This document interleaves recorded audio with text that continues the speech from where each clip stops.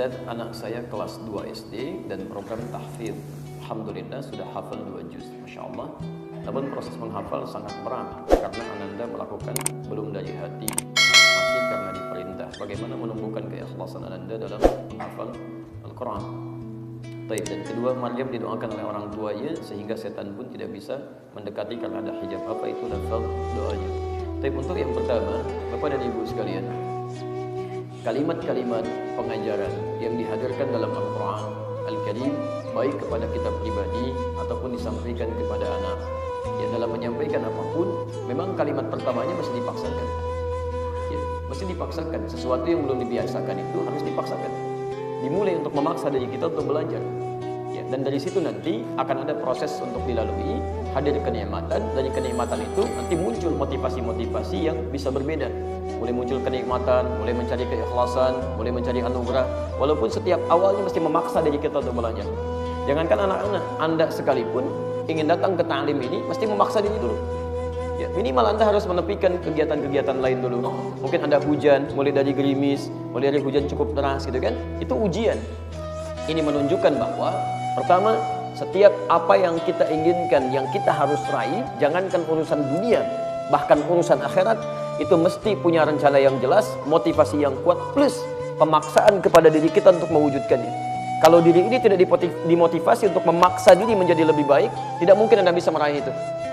Anda kalau nggak paksa belajar supaya mendapatkan nilai yang bagus besok saat ujian, hanya urusan dunia, Anda nggak akan bisa raih itu. Ya, jadi konsep pertama, ketika ingin mendapatkan apapun, maka kita mesti memaksa diri kita dengan cara terbaik untuk mewujudkan itu. Hanya persoalannya bagaimana mendefinisikan dan kemudian melakukan proses pemaksaan ini dalam konteks tanda petik, ya, menjadi kalimat yang lebih baik, kemudian dengan praktek-praktek yang terbaik. Ya, jadi kalimatnya oleh para motivator diganti oleh para motivator, ya, dari kata pemaksaan jadi kata motivasi yang kuat. Ya, tumbuhkan kekuatan, tumbuhkan manfaatnya, tumbuhkan manfaat-manfaat yang bisa didapatkan kalau kita bisa meraihnya. Itu sebetulnya pemaksaan juga pada diri kita supaya kita bisa meraih itu. Nah, saya turunkan dulu fitrah dari Al-Quran ketika ingin meraih sesuatu, kemudian turunan-turunan untuk mendapatkan kenikmatan-kenikmatan yang diharapkan. Fitrah pertama, setiap Anda ingin mendapatkan kebaikan atau faidah apapun dalam kehidupan dunia kita atau bahkan akhirat kita, itu pasti akan berhadapan dengan tantangan. Saya ulang, pasti akan berhadapan dengan tantangan. Pertama, untuk menguji kesungguhan kita dalam meraih apa yang kita harapkan itu. Dan yang kedua, pelan-pelan, dari sisi pendekatan pandangan syariat, untuk menghadirkan pahala-pahala yang dijanjikan oleh Allah Subhanahu wa Ta'ala supaya bisa kita raih. Nanti tolong ingat betul, ya, pahala itu terletak bukan pada hasilnya, tapi pada prosesnya. Antum mulai dari berangkat ke ta'lim ini, kan gak dilihat hasilnya. Apakah yang dihafalkan sekian ayat, sekian hadis, sekian persoalan. Belum tentu semua materi yang saya sampaikan antum bisa tahu semuanya. Tapi yang dinilai oleh Allah, dari mulai kesiapan Anda mau berangkat, Masya Allah, dari mulai melangkahkan kaki, dari masuk ke masjidnya, dari sholat 2 rakaat tahiyatul masjidnya, dari mulai menyimaknya, itu Masya Allah, banyak ayat dan hadis bertebaran di sini. Karena itu, kita mulai kemudian keluarkan dulu turunan ayatnya, surah kedua Al-Baqarah, ayat 214, posisi paling kanan sebelah bawah. Baik. 1, Quran, surah kedua, ayat 214. Di mushaf standar posisi paling kanan sebelah bawah, sebelum ayat 215 yang terakhir, ya. Kemudian, solusi mengatasinya, ini menarik nih. Ada di Quran, surah ketiga, surahnya naik 1 tingkat, ayatnya 142, Masya Allah. Yang 214, 2-nya diakhirkan ke belakang, dan urutannya jadi 142, posisinya paling kiri sebelah atas. Ini tantangannya, saya tidak mengatakan masalah, ya, karena psikologis manusia kalau disebutkan masalah, minimal malas untuk menghadapinya, dan jadi beban. Makanya setiap menghadapi persoalan-persoalan kehidupan, jadikan tantangan. Ujian untuk kita meningkatkan mutu kebaikan kita. Ada tantangan di sini. Di sini solusinya. Kemudian kaitan dengan Al-Quran. Tadi ada di Quran surah, misalnya perintahnya di Quran surah ke-54 kait menghafal ayat 17, ayat 22, ayat 32, ayat ke-40. Proses menghafalnya mengikuti contoh Nabi SAW di Quran surah 75 ayat 16 sampai dengan ayat 18. Cara meraih anugerah ini ada di Quran surah kedua ayat 282 di ujung ayatnya. Ya, posisi paling kiri sebelah bawah. Tadi yang saya sebutkan di balik tantangan ini ada pahalanya di Quran, di hadis, pakai hadis dulu. Riwayat Ibnu Majah saja, ini yang paling lengkap. Ada di redaksi di hadis Muslim, di At-Tirmidzi juga ada, tapi ini yang paling lengkap. Nomor hadis 233 dari sahabat Abu Darda.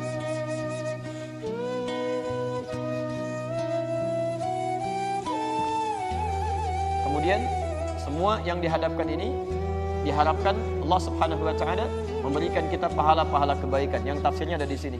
Ringkasannya ada di Quran. Di Al-Quran surah ke-67 Al-Mulk ayat yang kedua. Baik. Solusi hadis Qurannya kalau sedang malas, butuh motivasi kan, sampai nanti hadir keikhlasan karena Allah. Ada di At-Tirmidzi, hadis riwayat At-Tirmidzi. Nama aslinya Muhammad dari Tirmidzi, dikenal dengan At-Tirmidzi. Nomor hadis 2910 kan. Ini yang baru baca. Kalau belum lancar, nomor hadis 2920. Kalau sudah mulai menghafal, nomor hadis 2915. Sampai mendapatkan keikhlasan. Keikhlasannya ada di hadis riwayat Al-Bukhari. Nomor hadis yang pertama dari Umar bin Khattab radhiyallahu taala. Ini gambaran dalilnya. Baik. Bismillah, saya agak pelan-pelan dulu ya. Kita mulai dari yang pertama. Setiap orang yang mengharapkan keberhasilan dalam hidupnya, apalagi ingin meraih surga dengan pahala-pahala yang dia persiapkan saat hidup dia, itu tidak otomatis bisa melakukan semua harapannya dengan mudah. Lihat kalimatnya, am hasibtum an tadkhulul jannata walamma ya'tikum mathalul ladzina khalau min qablikum. Apa Anda duga begitu mudah mendapatkan surga, ingin meraihnya, sementara Anda belum mendapatkan ujian menghadapi tantangan-tantangan seperti orang-orang dulu yang dijamin masuk surga pun menghadapi ujian. Saya mau tanya pada antum, Nabi Muhammad SAW dijamin tidak masuk surga? Dijamin masuk surga, dekat dengan Allah, dijaga dari kesalahan, masuk surga tanpa hisab, surga tingkat paling tinggi. Apa Anda kira nggak ada ujiannya? Ada.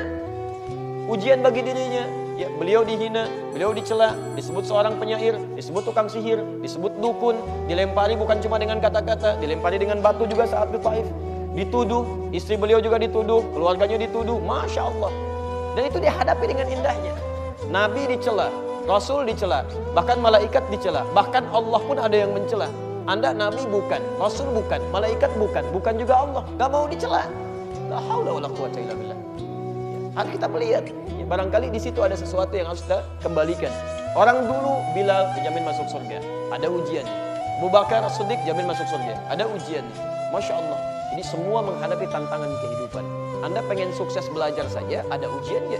Anak TK sekarang ada ujiannya, anak SD ada ujiannya. Rapotnya begitu banyak, ujian. Dunia aja ada ujian, masa akhirat nggak mau ada ujian? Paham sampai sini? Nah, apa bentuk ujiannya? Ini sebetulnya yang harus kita pelajari dulu. Jadi kebanyakan orang ini mengeluh dengan masalah karena nggak kenal masalahnya. Harusnya antum saat mulai tumbuh itu belajar masalah kehidupan yang ada di Quran. Masalahnya begini, solusinya begini. Jadi ketika Anda menghadapi masalahnya, Anda nggak akan kaget, nggak akan larut dalam kesedihan. Silahkan cek semua ayat yang mengatakan ikuti petunjuk kami, ujungnya akan ditutup dengan tidak akan larut dalam kesedihan dan kegalauan.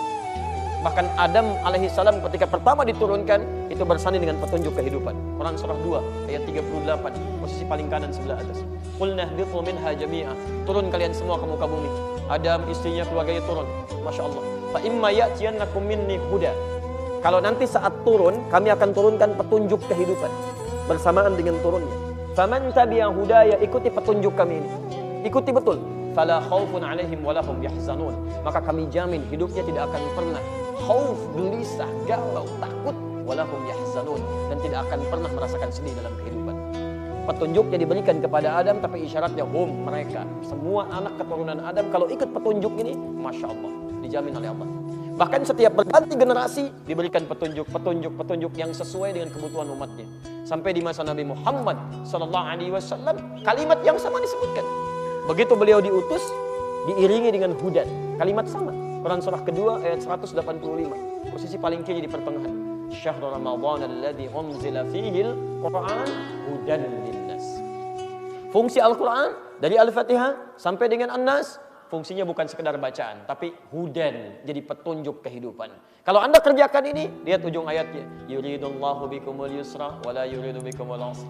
Allah menginginkan hidup Anda mudah, bukan susah.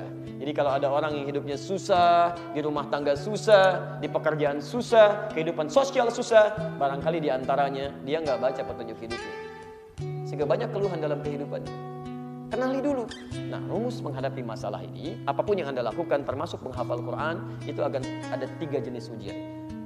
Nanti ini teori dasarnya dulu ya. Nanti barangkali turunannya dalam kesempatan berbeda kita bisa adakan daurah atau ta'lim khusus tentang ini. Ya. Yang paling menarik, 1, masat mulba'sa. Jenis pertama disebut dengan ba'sun, ba's. Akan ditimpa dengan yang ringan dulu. Kecil-kecil dulu. Ya, kecil.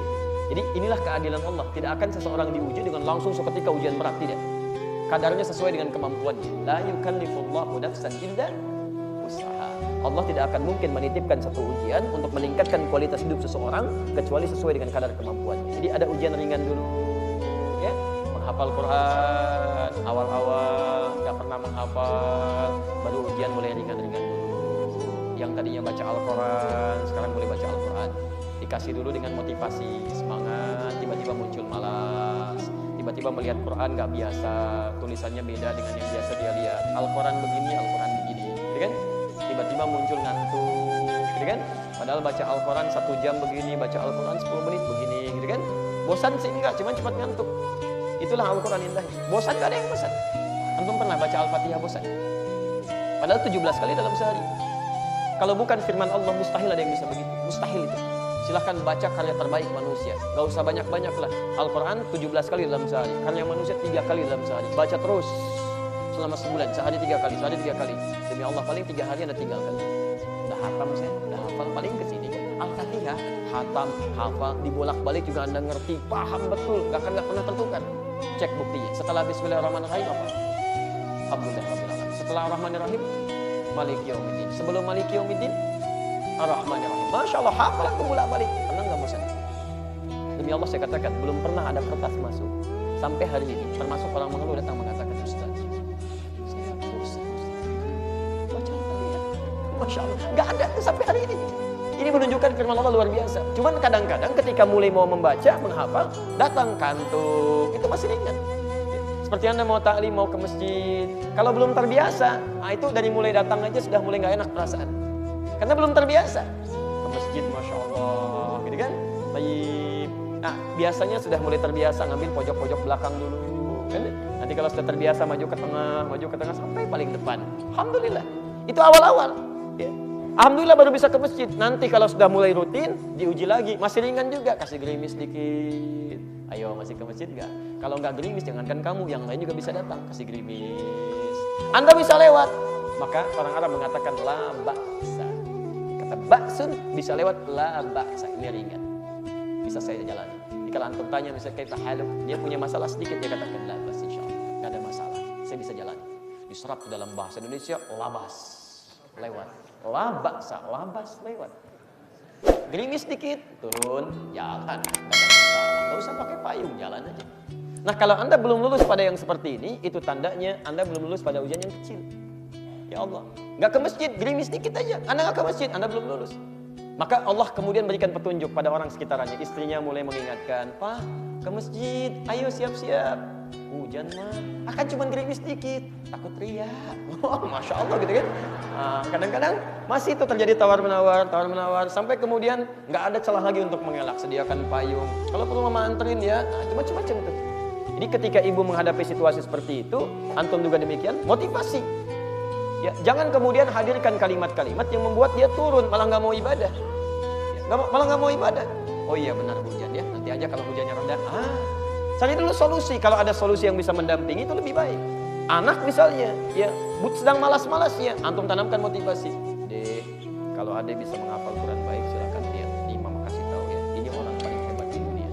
Nih, silakan cek. Dari mulai kalangan orang-orang soleh sampai ke zaman sahabat sampai ke Nabi. Ini ada Imam Syafi'i, Imam Al-Bukhari itu dia dulu waktu lahir, kemudian tumbuh ditinggal ayahnya. Kemudian matanya buta, nggak bisa sembuh. Beliau menghafal Al-Quran. Ketika menghafal Al-Quran, kemudian menghafal, Masya Allah. Dalam proses menghafal itu, membacakan kemudian surah Qaf ayat ke-22, tiba-tiba pandangannya dibuka oleh Allah bisa melihat lagi. Padahal menurut dokter sudah nggak mungkin sembuh. Ah masa sih mah? Kok gitu amat? Si Ahmad aja nggak gitu? Itu si Ahmad, ini Imam Al-Bukhari. Dilihatin kitabnya nih, lihat baca di sini. Lihat, tunjukkan lagi Imam Syafi'i, tunjukkan lagi Imam Malik, sampai ke sahabat-sahabat yang saleh. Kalau sudah mendapatkan itu, nanti gabungkan lagi. Kadang-kadang suka ada alasan yang lain. Tapi dia nggak hafal Quran bisa pintar juga. Bukan. Pintar itu cukup dengan belajar. Tapi Quran memberikan keberkahan dalam pelajaran. Quran juga menambah ingatan kita. Quran mendekatkan diri kita dengan Allah supaya hidupnya nggak susah. Hadirkan. Maka ketika dia merasakan motivasi itu, nanti dia akan berubah pelan-pelan. Dan akan ada peningkatan dalam diri. Nah, biasanya kalau sudah seperti itu, naik lagi ujiannya. Barulah namanya. Sudah mulai ke fisik. Ya, ke fisik.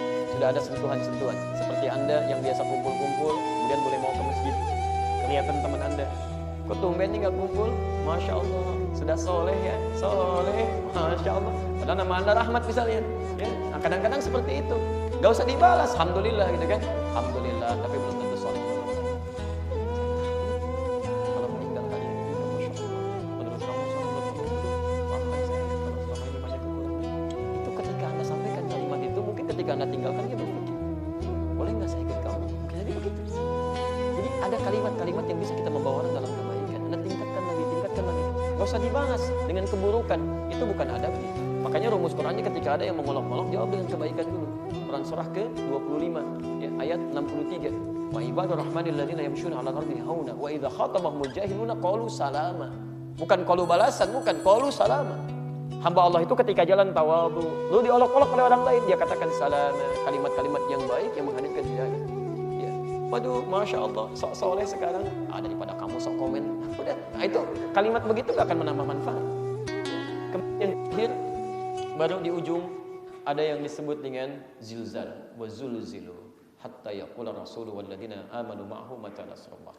Kalau tadi dharwa masih fisik, kadang-kadang bukan gangguan orang, tapi mungkin ada gangguan finansial, gangguan di perjalanan. Kadang harus nyari guru sampai perjalanan jauh, tiba-tiba menemukan guru yang bagus ya. Yang bagus itu yang ketat cara mengajarkannya kalau penghafal Quran.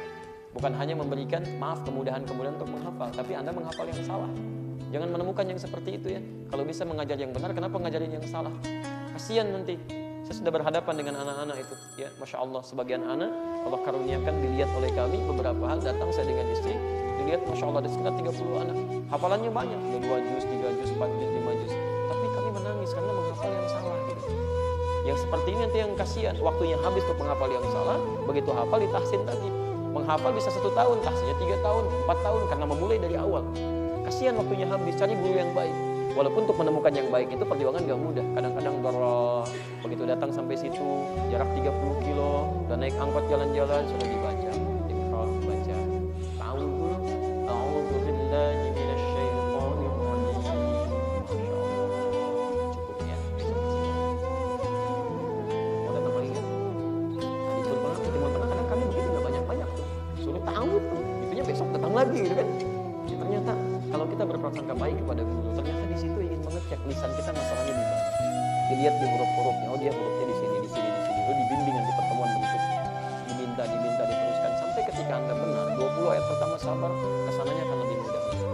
Anda sabar dalam 1 juz, kesananya bisa menghafal sendiri. Setelah paham wal muskilah, tinggal setoran. Tapi kalau Anda tidak sabar, Anda hafalkan silakan. Jadi begitu baca 1 ayat, dicek lagi. Ayat dibenarkan lagi. Ujung-ujungnya muncul kebosanan, gak mau menghafal lagi. Itu diantara taktik setan yang memalingkan kita dari kebaikan. Baik, yang terakhir zilzal. Zilzal itu ujian yang memuncak kepada jiwa. Ya, kadang tiba-tiba misalnya dirundung satu persoalan yang membuat kita terhambat menghafal. Ada ujian kematian, ada ujian misalnya usaha mulai turun, ya, ada godaan-godaan yang lain. Disitulah kemudian kekuatan kita diuji oleh Allah Subhanahu wa Ta'ala. Apa tujuannya? Untuk meningkatkan amalan soleh kita. 1, dengan Anda terus konsisten menjalani ujian ini,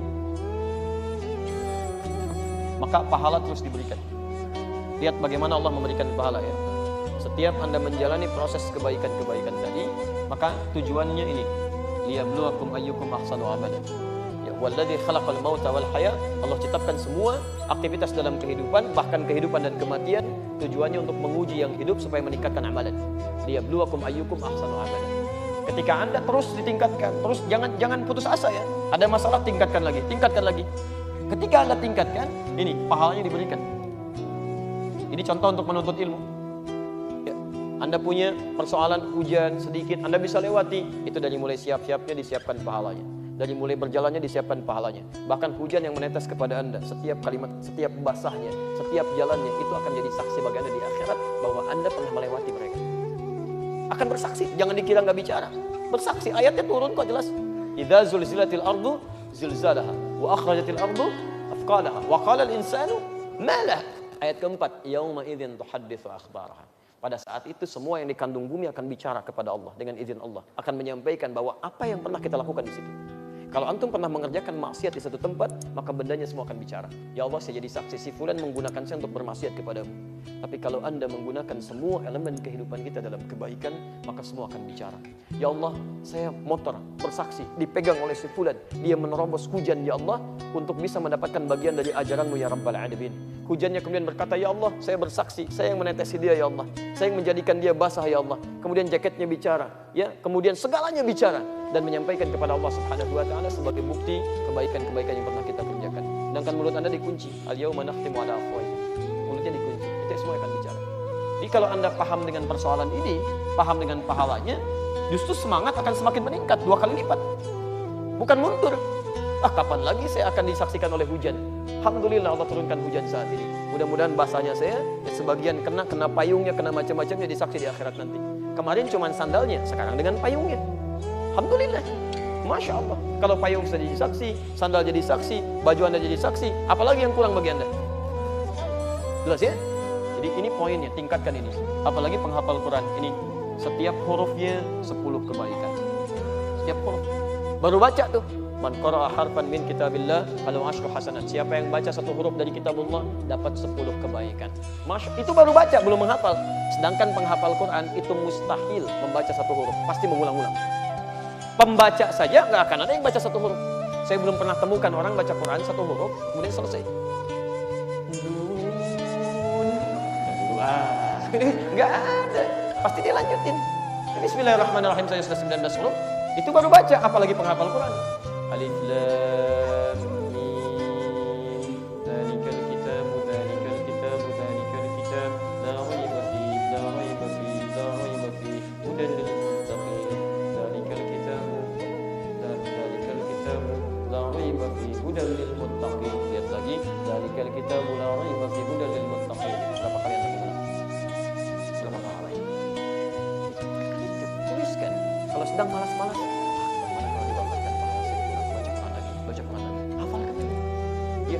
jangan menyerah. Aduh, saya ulang lambat, beda dengan yang tadi. Dzalikal kitab la raiba dzalika. Susah. Ketika Anda kesulitan mengejak pun, Nabi sudah menawarkan pahala lebih. Hadisnya riwayat At-Tirmidzi nomor hadis 2920. Dan orang yang terbata-bata dan berat mengucapkan hurufnya pernah ajrah. Bahkan dia mendapatkan pahala 2 kali lipat orang yang lancar. Pahala pertama untuk bacaannya, pahala kedua untuk kesungguhannya untuk belajar. Masya Allah. Kalau gitu besok saya nggak lancar aja lah. Supaya 2 kali lipat, tidak begitu juga. Rugi Anda. Ya, tidak banyak mengulang. Tayyib, kalau mulai menghafal, tambah lagi. Anda akan diberikan jubah kehormatan, mahkota kehormatan, pelangkah surganya bisa menggandeng orang tuanya kalau dia beriman dan beramal soleh, naik ke puncak tertinggi. Itu di At-Tirmidzi nomor hadis 2915. Sampai dikatakan oleh Quran sebelum Anda naik, Qurannya bicara, Allahumma halli, ya Allah tolong hiasi orang ini, bedakan penghafal Quran dengan yang bukan menghafal. Itu tafsir dari Quran surah ke-35 Fatir dari ayat 32 sampai 33, posisi paling kiri sebelah atas. Ya yuhallawna fiha, diberikan hiasan dan diberikan mahkota di kepalanya. Fayulbasu ilaihi tajul karamah, dipakaikan mahkota kehormatan. Lalu kemudian faidah kepada kedua orang tuanya. Kalau keduanya beriman, memfasilitasi dia, maka difirmankan untuk memberikan mahkota tambahan pada kedua orang tuanya yang itu sinarnya lebih terang dibandingkan sinar yang masuk dalam rumah seseorang. Masya Allah. Setelah itu Qurannya bicara, Allahumma zidhu, ya Allah tambahkan penghafal Quran, bedakan dengan fasilitator. Fayulbasu ilaihi libasal karamah, maka dipakaikan jubah kehormatan. Sampai kemudian dia masuk ke surga, menggandeng orang tuanya. Maka dikatakan waqra waqar, silakan baca dan kemudian naik ke surga. Fa inna akhira qiraatika akhiru manzilatika. Akhir bacaanmu di situ tempat tinggalmu. Maka mulailah terjadi banyak penyesalan. Yang biasa membaca 5 ayat menyesal karena dia sampai di situ, tempatnya di situ. Yang 10 ayat naik lagi ke atas. Masya Allah. Naik lagi karena semakin naik semakin indah, semakin indah. Maka bagaimana dengan para penghafal Quran? Dia bacakan sampai puncak terakhirnya, sampai di paling ujung. Minal jinnati wan nas, puncak tertinggi. Ya Allah, bisa ditukar enggak ya Allah? Saya baca dari An-Nas dulu bisa lihat. Enggak bisa, tetap dari bawah terus sampai ke atas. Puncak tertinggi. Makanya Masya Allah, yang saya sering katakan kalimat ini, anak-anak di Palestina, Libya, itu minimal kalau bukan untuk dirinya, dia ingin mengajak keluarganya naik ke atas sana. Nanti kan canda-candanya kalau belum hafal, anak 4 tahun, 5 tahun itu, kalau belum hafal 30 juz, nanti yang 30 juz canda sama temannya yang baru 15 juz, baru 20 juz. Nanti saya di surga sudah di atas, saya dadahin, kau masih di bawah. Makanya Allah sayang dengan mereka. Salat malam pulang. Tiba di atas ada drone, dari jauh itu kan bawa bom. Apa anda kira penghafal Quran kemari? Dia akan tunjuk salah itu. Itu di situ, di bom itu nama saya sudah dibikin. Saya akan pulang dulu. Kata temannya saya suruh ya saya. Kata kawannya saya suruh paman. Mereka mulai bermain-main. Di atas terlihat seperti orang-orang yang sedang berjuang, latihan. Tiba-tiba bom itu datang. Kemudian senjata itu mulai memuntahkan peluru, mengambil mereka satu-satu. Masya Allah, Anda mengatakan kasihan ya Allah. Anda yang harus dikasihani. Karena mereka itu saking disayangnya oleh Allah sudah cukup. Kalian makan dunia, sepotong roti dibagi 16 orang. Mau minum airnya disaring dulu karena sudah diracun. Sudah kalian cepat kembali. Karena alam kubur lebih indah dibandingkan dengan dunia. Kami berikan nikmat pertama alam kubur. Quran surah ketiga ayat 169 sampai 171. Walan tahsabanna alladziina qutilu fi sabilillahi amwaatan bal ahya'un 'inda rabbihim yurzaqun. Jangan dikira orang wafat seperti ini karena Allah wafat begitu saja. Kami bawa dia, kami kemudian berikan nikmat yang terbaik di alam kuburnya. Masya Allah, saking indahnya sampai mereka berlomba-lomba mengatakan wa yastabshiruna bil ladzina lam yalhaqu bihim min khalfihim alla khaufun 'alaihim wa la hum yahzanun. Sampai kalau mereka mampu, mereka akan kembali pada keluarganya mengatakan, kalian jangan nangis ya, jangan sedih. Kalau bisa cepat ke sini ya. Di sini lebih enak daripada di sini. Makanya kalau ada satu meninggal di Palestina, Masya Allah, dalam keadaan syahid, itu nggak ada yang menangis, bawa manisan, sampai Alhamdulillah, saudara kami sudah mendapatkan kebaikan di sini. Mudah-mudahan kita pun bisa menyusul ke situ, Pertanyaannya Anda di mana? Anda yang sering menangisi mereka, melihat kasihan kepada mereka. Mungkin Anda yang kasihan. Allah sayang dengan mereka. 4 tahun, 5 tahun hafal Quran, tahu hadis, hidupnya bermanfaat, gak banyak lihat maksiat, di blokade darat, laut, udara. Masya Allah. Makannya terbatas pada yang halal saja. Kadang-kadang Allah kirimkan lewat laut itu. Masya Allah, saking sayangnya sudah. Kamu cukup pulang ya, bekal sudah cukup. Hafal Quran, 4 tahun, 5 tahun, hafal Quran, dekat dengan Allah, wafatnya syahadah, kurang apa lagi? Antum dikasih 40 tahun, 50 tahun, 60 tahun, sampai hari ini. Mata sehat, keadaan baik, akses banyak. Masya Allah. Matanya aksesnya, jangankan khairnya, maksiatnya juga dilihat juga. Telinga masih mendengar maksiat juga. Lisan mendengar maksiat juga. Quran belum hafal, hadis belum paham, untuk baca belum punya waktu. Cita-cita masuk surga, pengen tanpa hisab lagi. Antum sehat.